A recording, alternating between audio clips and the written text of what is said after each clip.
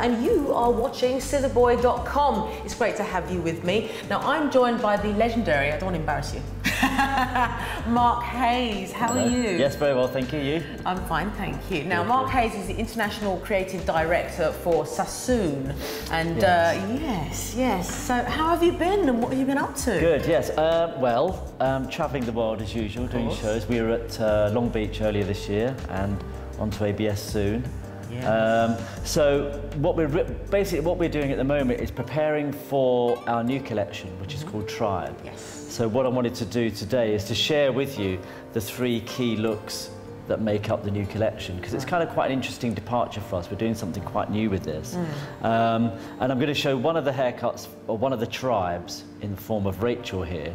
Beautiful Rachel. We're going to do quite a minimal sort of look here, and then we've got 2 other looks that we're going to share with you as well. So, so with Rachel's hair, what we've done already is to work with this beautiful colour first of all. So we've got this very graphic base colour of like really sort of cool, dark tone, and then working through the interior. I don't know if you can kind of, obviously when the hair's wet, it's more difficult to see, but we've got these kind of violets and like pale blues running through, just in a very, very specific area.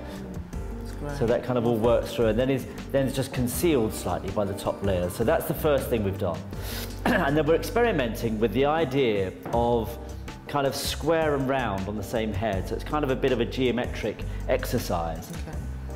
So we're going to have like a very definite square shape through this side, quite heavy, quite geometric, a nice head-hugging shape through the back, and then a nice kind of curvy side through here. And at the end, everything will kind of blend together, and it will be the sort of shape that can either be worn very, very strong or very classic.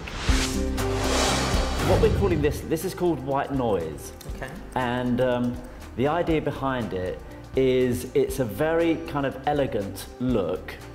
And there's this really famous phrase that I've always remembered, which is elegance is refusal.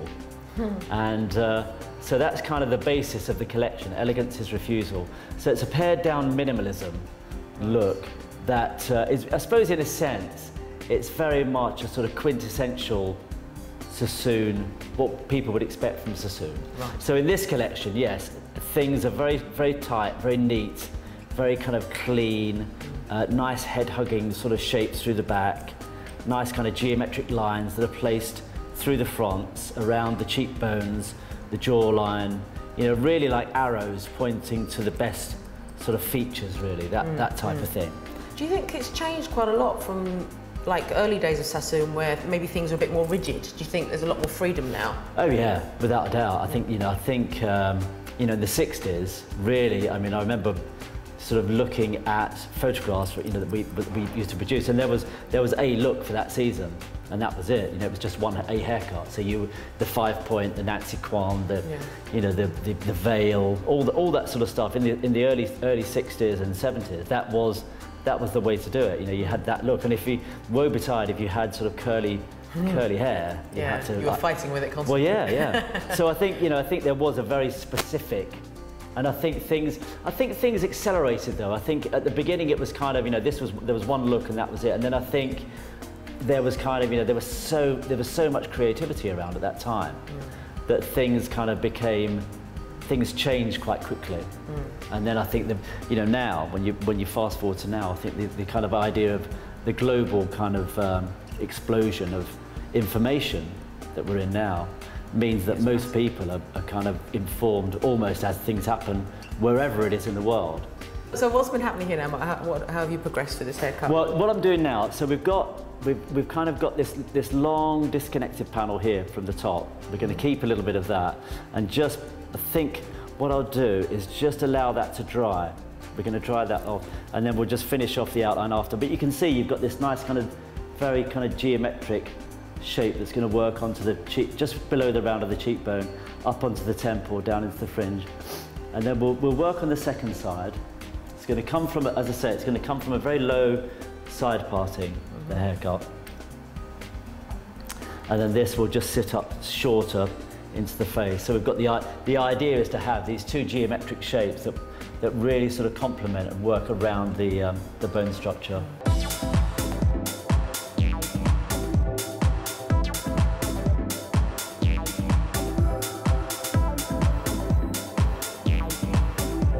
So we just kind of opened that shape up here. You can see. You know, and there's very specific. The line through the side is cut to just to the corner of the mouth. As that dries, it will sit just somewhere between the nose and the corner of the mouth. So enhancing the cheekbone area. You know, and the angle of the line reflects the jawline, so everything kind of works through. And then I'm going to now just work through and just layer that through, just very gently, just rounding the shape through so it sits in, and that makes a division between this area of the hair and that area of the hair. So that will be longer and that will be shorter. Okay. So as what that'll do, as the hair moves, excuse me, it'll just move in a very interesting kind of way. It won't, because if you joined it all together, you'd lose the dynamic of the shape. Yeah. Right, okay.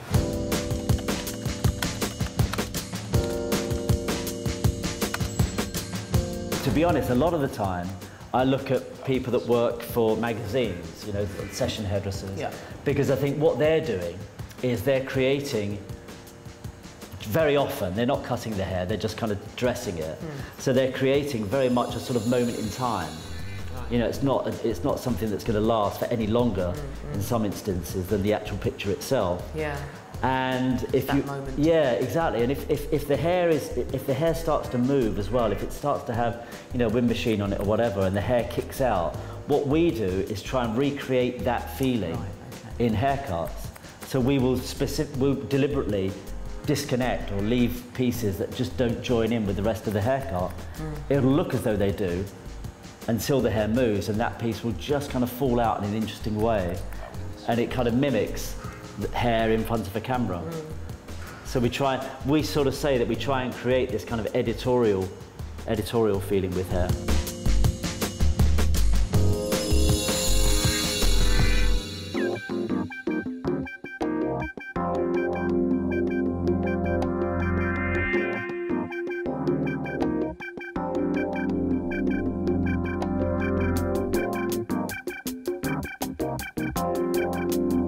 Is there any haircut that you look back, obviously you've been doing it for a long, long time. Thanks. I started when I was 3, yeah. That's why you say good night. Exactly. Is there anything that you think, oh, didn't like that, or you look back, maybe at the time it was great, but you look back and you think, oh no. Do you know what? I suppose, I mean, there must be, but I've probably just erased them from my memory. But I think... refuse to think about it. Exactly, but I think, I remember when I started, I was petrified of a client complaining. Really? Terrified. Because I think, I can imagine. And obviously, you know, any hairdresser would be lying if they said, oh no one's ever you know, everyone loves what I've done, you know, I've never made a mistake. Of course you do. Yeah. You know, it's nice that you say that, because a lot of people look at you and think, oh, I'm sure you felt like that. Of course, everyone, you know, I never forget, everyone comes through the same kind of thing. But I think I was so terrified of people not liking what I did that I was so careful. And in a way, I sort of like to think that the work that I do on people's hair, I mean, obviously, the style of work that I do is very Sassoon. It's got that geometric method, but I always try and sort of suit it to the person I'm working it on. Whether, you know, obviously suitability is such a subjective thing. What I think suits someone else may not. But I sort of apply it to the principles of bone structure and hopefully have empathy with the person that I'm actually working on. You know, you've got, I think I've met over the years that I've been in hairdressing now, which is like 33 years, I've kind of met lots of hairdressers who were technically very, very gifted, but weren't necessarily the greatest communicators with people. I've heard this can be a problem, actually. Oh yeah, and I've met people that are great communicators, but not necessarily very technically gifted. And they're both, obviously, they're both limited. Yeah. You know. It looks cool though. It looks very cool. Does it feel nice? Oh. Thank you. I'm coming in my hair now. All day. So this is the first of the sub-tribes in tribe number 1. Okay. We've called this Love. And these are all the inspirations. These are kind of like the mood balls that we use to, yeah, exactly. Yeah. So what you have here, so Love comes from this lady, Courtney Love, obviously. She's kind of like the rock and roll muse. Yeah. And I suppose in a way we like the idea of the hair being long and bombed out, if, you know, if you can make it like that. Yeah. And then technically cut, and then we mix that with the pre-Raphaelites, who were fascinated with portraiture, especially with this long red hair. So you'll see, when we show you the model from that collection, you'll see kind of where we're coming from. And obviously we've added a little bit of Sassoon geometry into it.